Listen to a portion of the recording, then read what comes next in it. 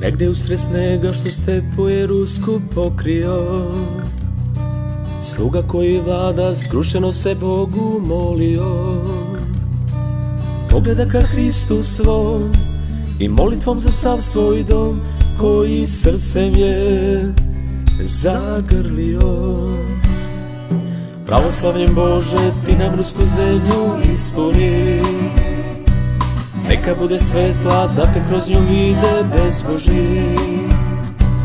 Neka iskušenja mrak bude kao pokrik jak, da se naša vera utvrdi. Sveti vitez Aleksandar, otadžbinu svetu prineo je Bogu kao dar.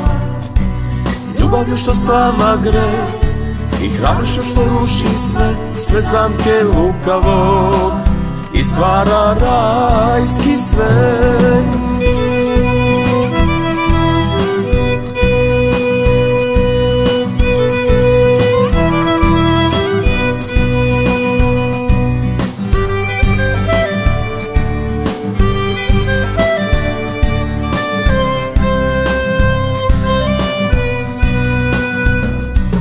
Reka Neva pamti kad hulike krstom odbio i tatarskoga kana čvrstom verom je zadivio.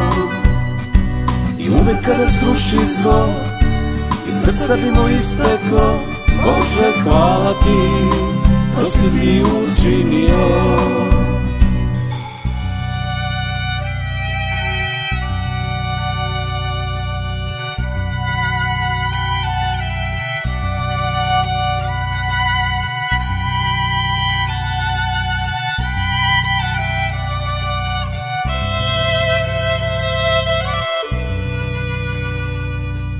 Još se svojom snagom boriti sa grehom mogao, kada ga je Gospod smireno ka sebi pozvao. Da bi njegov sveti lik bio rodu svetili u buri životnoj, da bi spasa poznao.